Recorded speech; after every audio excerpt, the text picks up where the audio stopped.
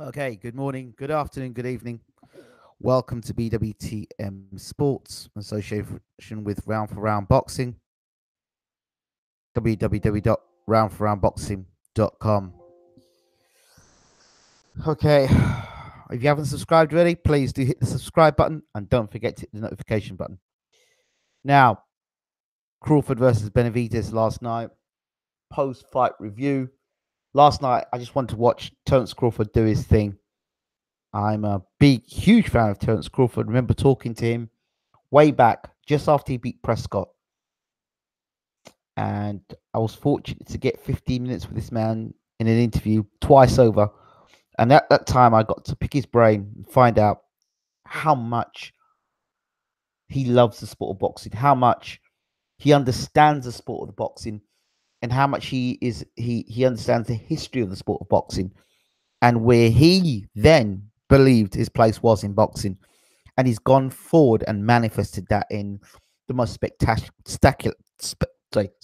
fashions. So the picture you've got up here is, of course, Terence Crawford versus Errol Spence. Now, that's the fight that everybody wants to see. And no matter who Terence Crawford fights, really, or Errol Spence fights, that's the fight the world really wants to see.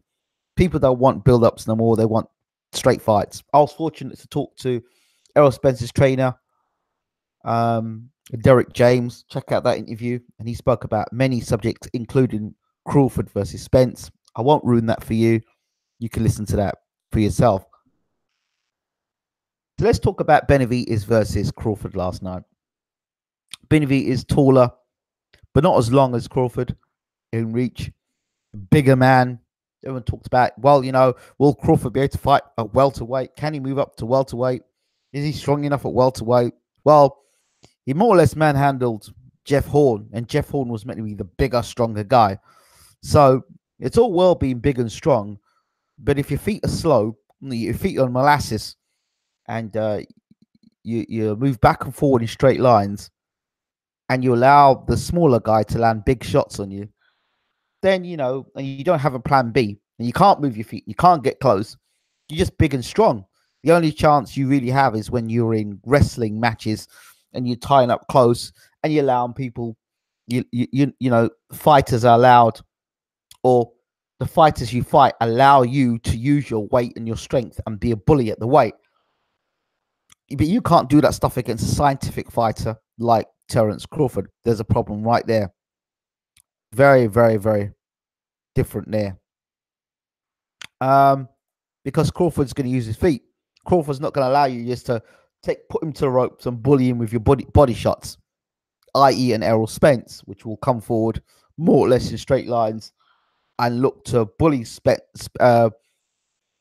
Crawford against the ropes and land body shots. That's going to be the Spence game plan. But let's not talk about Spencer. Let's talk about Benavidez. Now, right from the get-go, now this is meant to be a grudge fight, so they sold it. From the first round, Crawford and Benavidez are either smiling at one another and eyeballing one another and lots of macho stuff. But I didn't get the impression it was a bad blood fight.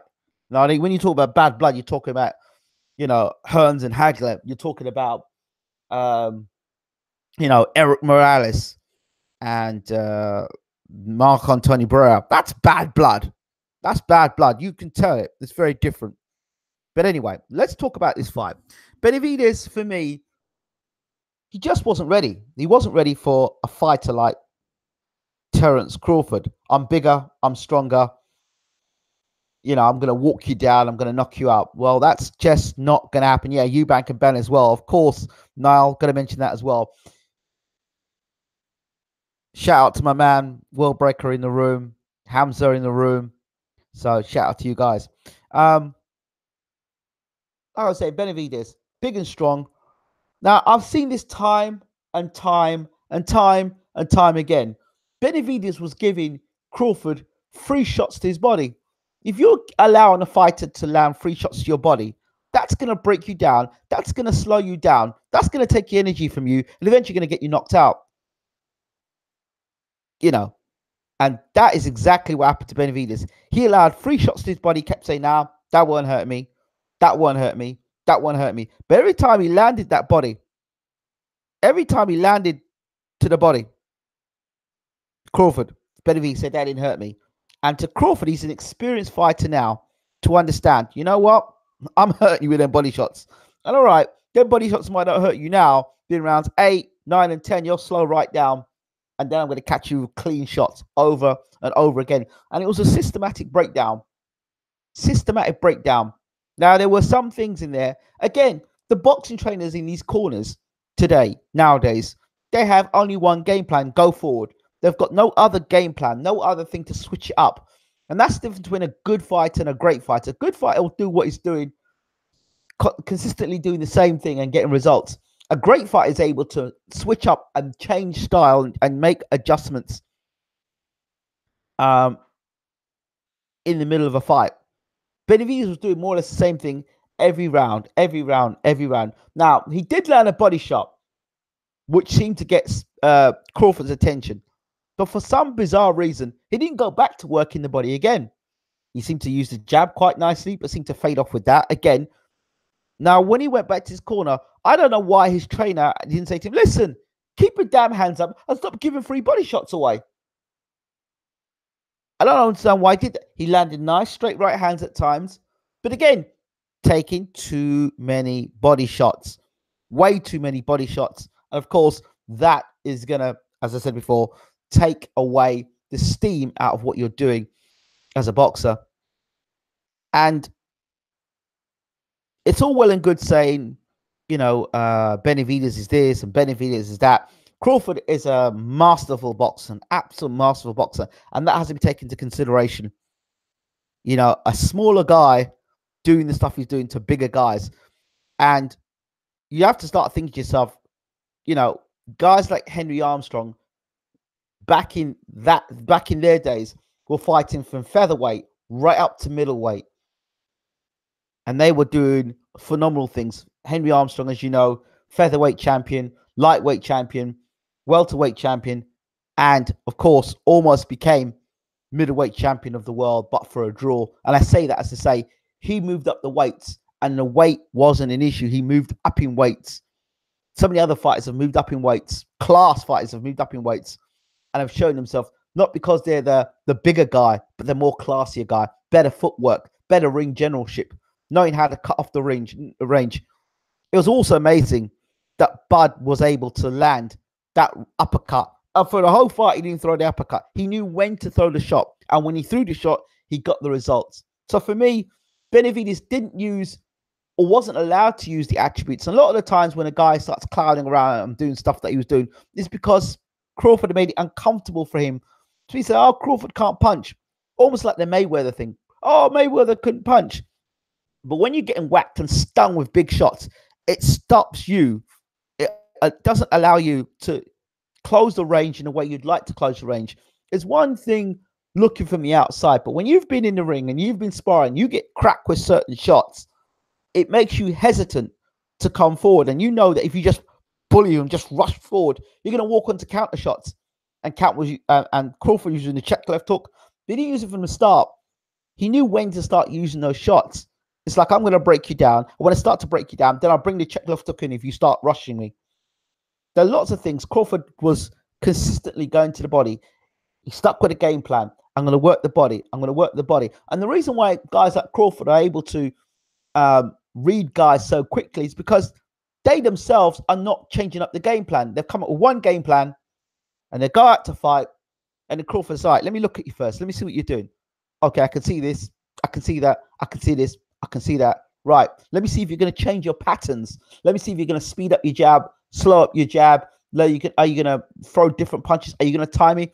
You know, Benavidez had some success, as said, in the fight, but it was not consistent enough, not to a guy like Crawford. So once he made the change, once he made the switch and went bang, once Crawford made that switch, Benavidez had no answer to it, apart from to clown and to say, nah, it won't hurt me. And he was getting rocked in that fight. So give Benavidez credit for having a good chin and a good heart. But in terms of boxing ability and class and boxing science, totally different league. That was like a primary school kid coming in and a professor at work. That's what it was like. So now let's look at this in more detail. Now you've got to look at Errol Spence.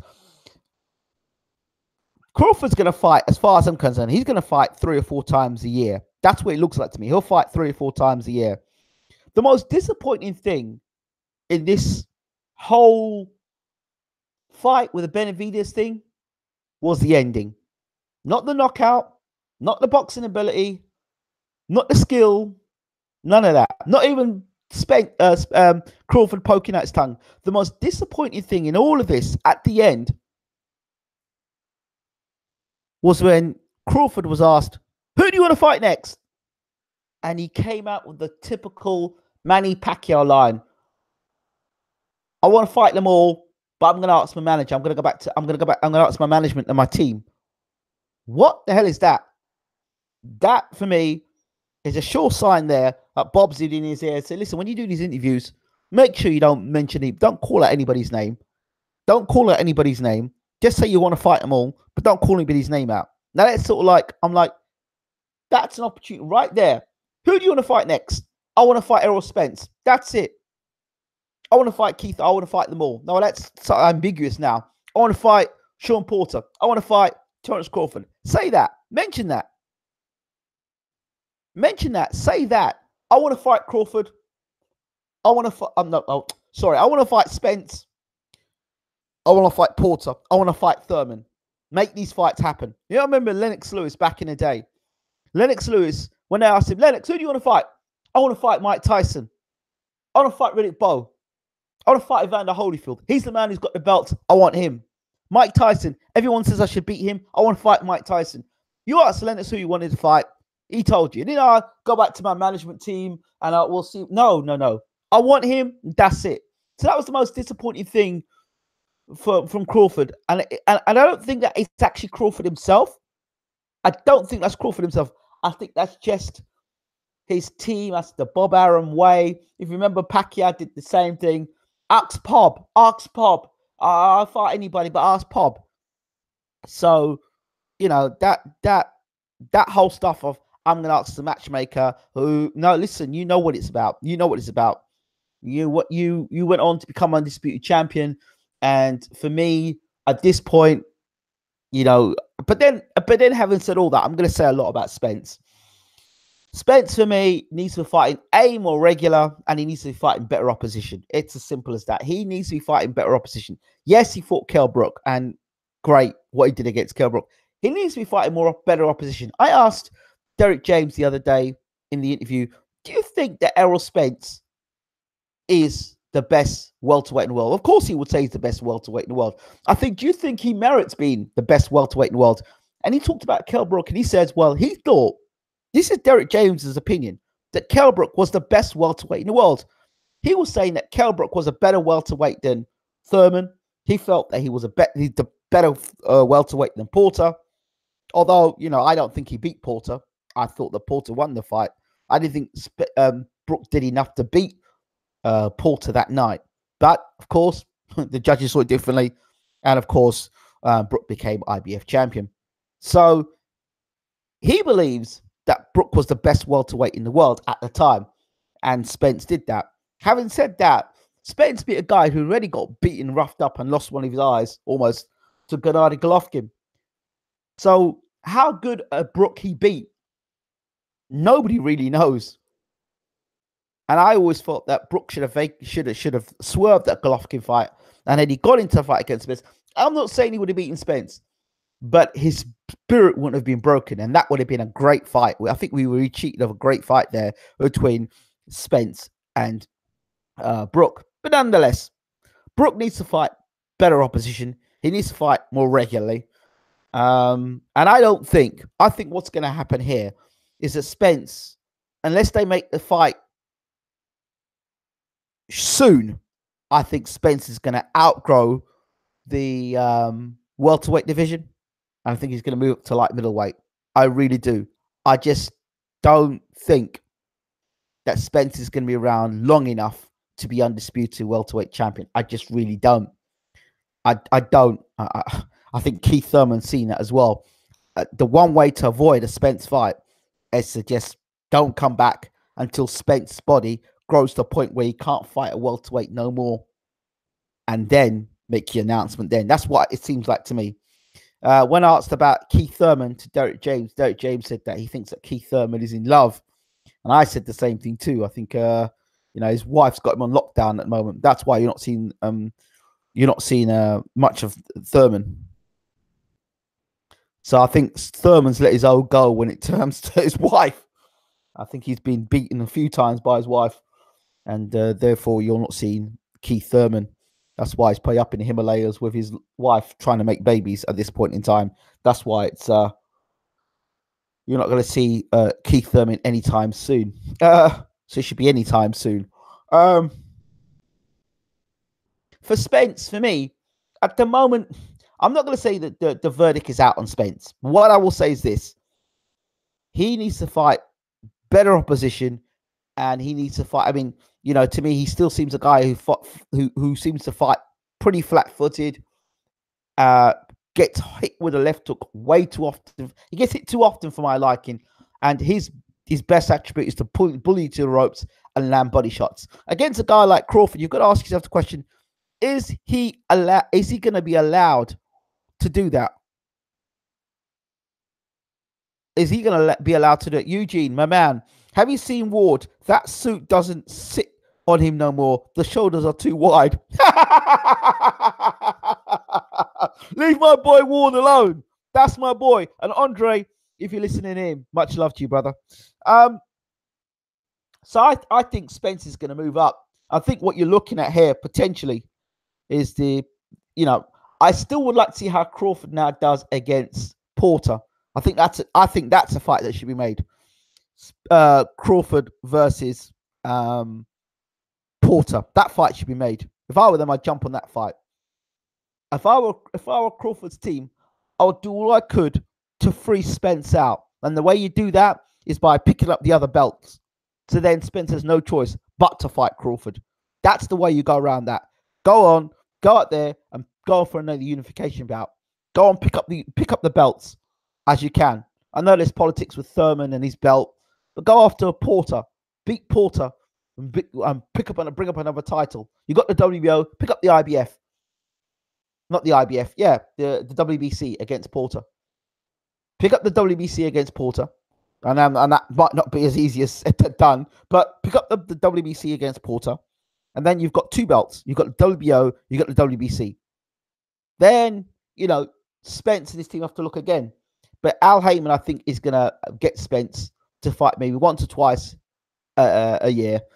And I don't see... if it happens, it's a great fight to be made. I just don't see it happening, to be honest. I just see that Spence is going to move up in weight. Spence looking at the fight, he's going to think to himself, okay, after the Benavidez fight, Benavidez landed to the body. Crawford didn't like that very much. Me landing my body shots. Yeah, I'm bigger, I'm stronger, and I'm more skilled than Benavidez. So there's going to be more opportunities for me to land shots. What Spence probably isn't thinking about is that while he's got more opportunities to land shots, he's got more opportunities to get hit as well and get hit more regularly.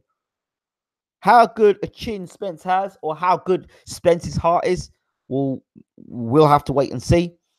I mean, Spence didn't walk through Kell Brook. Let's get this straight. He didn't walk through Kell Brook. It was a systematic working Brook over against a guy who already had his spirit already broken by Gennady Golovkin. So how good Spence is, he needs to be in more high-profile fights. Is he the truth? I don't know.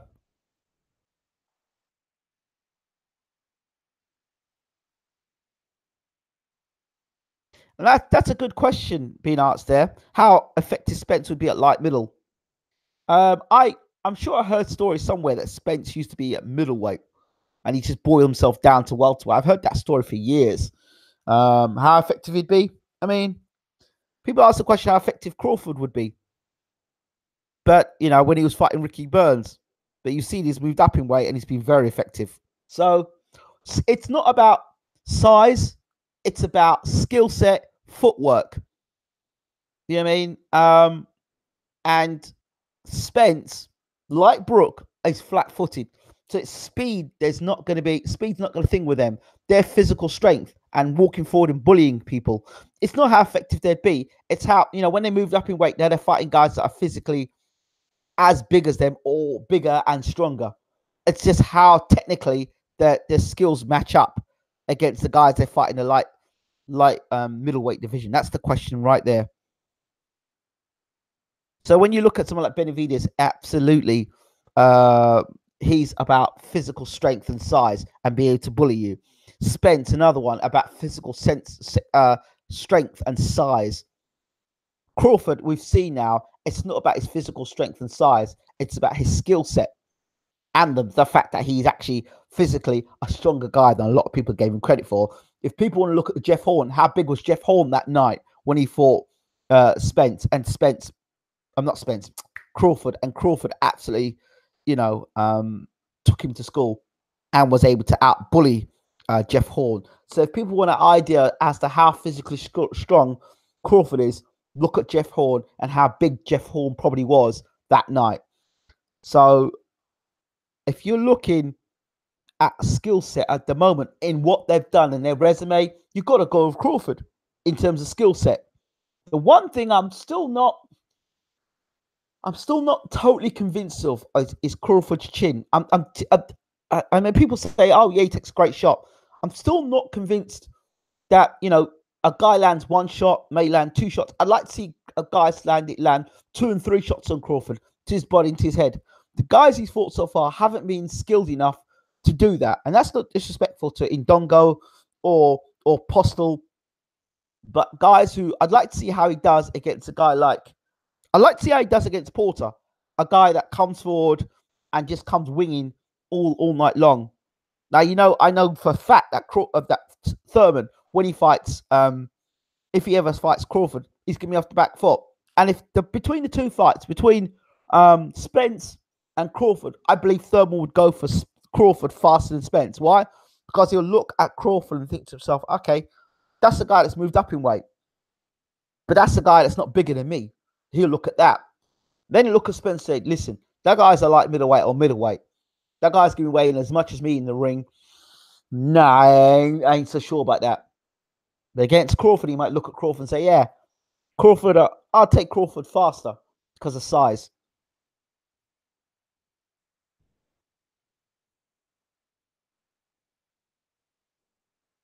Shout out to my man Mike Briggs that's entering the room. Hamza S. Shout out to Hamza X. Lawrence Williams, my brother, how are you doing? Ingram, do you think Vargas will accept the IBF mandatory fight tomorrow? Vargas? Which Vargas? Sorry, you've got me. My head. Didn't Canelo Golden Boy express interest in fighting Spence recently? I think Derek James again says that, that Spence would move up and knock out Golovkin. He said, we've done the first part already, which is to stop Brook. He said, we'll knock out Golovkin too. So that's interesting itself. Again, check out that new Boxing Exposure. Is that the Boxing Exposure? Is that my man Anthony in the room? If so, my man from Worthing, Anthony, brother, how is it going? Good to see you in the room. We're just talking here about Crawford, Benavidez, Spence, the lot. Look, I think boxing's subjective. Some people think Spence is going to go out there and use body shots to slow Crawford down and stop him. Sure.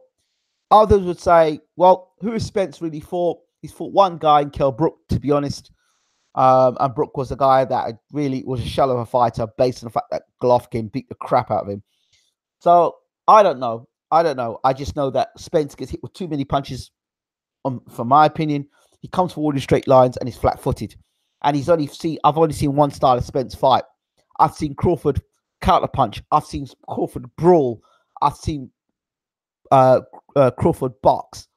I've seen him fight off the front foot. I've seen him fight off the back foot. I've seen him show lateral movement. I've seen him switch hit from orthodox to southpaw. And I understand this guy's boxing brain and his, and his way up. Do you understand? That's the things. That's the things about Crawford. Crawford is the total package at the moment. And he's moved through the weights, fighting guys that are bigger and naturally bigger and stronger than himself, and has been successful. To me, The only truth around here at the moment is Terence Crawford. He's the truth. He's the truth because he's the guy that's been undisputed at a low weight division. He's the guy that's taken on the challenges. He's the guy that's moved up in weight and taken on the WBO king at the time, who was bigger and stronger than himself. And a lot of people said he was bigger and he was stronger and he bullied Crawford, and Crawford outmanned him. He now fights Benavidez, bigger, stronger, taller. And again, puts on a masterclass against him. It was embarrassing at one point. All Benavidez could do is put his hands up. That was class. Jesse Vargas has been ordered to be for the mandatory spot for Spence's belt. Deadline tomorrow for Vargas, except sorry, don't rate Jesse Vargas. That's probably why I don't rate Jesse Vargas. No disrespect to Jesse Vargas. He talks a great game, but I don't rate him. Sorry. Oh, yeah. Who heard apparently Wilder wants to fight his brother at heavyweight? Oh, dear. Just on the subject of Wilder, just to close on this, did anyone see Deontay Wilder punching that mascot? Now, he went right through that mascot with a right hand. I don't know who's going to pay for that mascot's broken jaw. I mean, why would you do that? What would make you throw a right hand like that? I don't get it. Makes no sense. Spence can't take challenges because there's no one to challenge him. Well, I have to disagree with you there, because he could fight Porter for the WBC title. There's a challenge right there. But if I were Porter, I don't know. I could see Kenny Porter going for a Crawford fight faster than going for a Spence fight. The whole size thing. That's why I see it there. Hello, why didn't Deontay punch him so hard? I don't know. Maybe the guy said, well, remember the guy did call him on. He said, come on. He hit to the body, hand to the head. He could have killed that guy, you know. He could have killed that guy. The mascot is the best thing on Wilder's resume. That's just wrong, man. Benjamin Franklin, that's just wrong. It's funny, but it's just wrong. Telephone. Imagine how much do you think that guy got paid for that job to be there? Let's work this out. Everything. Let's just say, for argument's sake, for the day, he got paid $150. Okay, let's say he got paid $250 for the day. Yeah. You listen. Hey, Ramirez or Jose, because it's a Spanish or Mexican channel. Hey, Jose, listen. His agent. Listen, I got a job for you today. What's that? Hey, I want you to go on TV. Deontay Wilder's going to be there. Deontay Wilder? Yeah. I love Deontay Wilder. Oh, yeah, Deontay Wilder. But, man, Deontay Wilder, he can't punch. I mean, if Deontay punched me, I'd take it. No problem. You serious? Yeah, man. That Deontay Wilder, he's a bum. He can't punch. Hey, you know what? Why don't we get Deontay to punch you? Yeah, no problems, man. I'll take Deontay. Listen, but cover me up though, man. I don't want my face shown on TV. Oh, that's a great idea. Dun, dun, dun, dun. Tonight we've got in the studio Deontay Wilder. How hard do you punch? Yeah, Deontay can't knock me over. Deontay can't knock me over. He's saying Deontay can't knock me over. Oh, bomb squad! Then you see that punch landing. And then the agent's called out us. Hey, man. How you doing, bro? What do you think about Deontay Wilder? Oh, bro, man, he broke my jaw.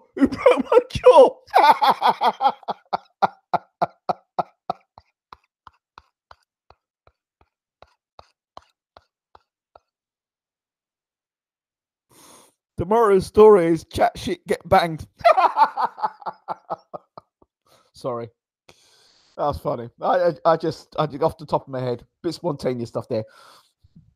I mean, no one wants to fight him, bro. Especially Porter. They're freezing Spence out. Yeah, I can see that happening, but I wonder why they're freezing Spence out.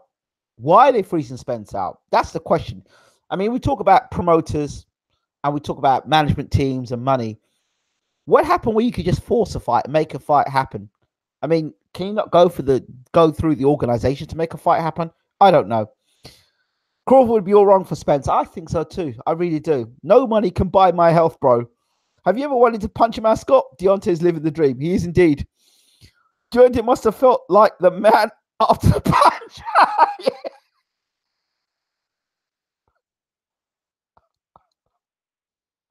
Deontay's probably talking about taking somebody's soul and stuff like that. Hey, Deontay said he wanted a body. Well, he got a body. He got the body of a mascot.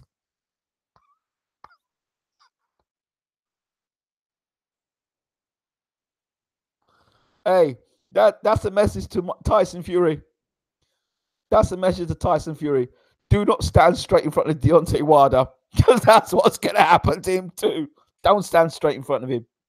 So, yeah, I think that's about it, people. Really, that's about it. I haven't got much more to say, but check out our interviews with Derek James, the trainer of Errol Spence. Check out our interview with Peter Fury talking about the Pulev fight. And also, please check out our interview, James Ellie-Bashir. James Ellie-Bashir did an interview with me a few moments before Bakole fought Michael Hunter. Oh, dear me. Dear me.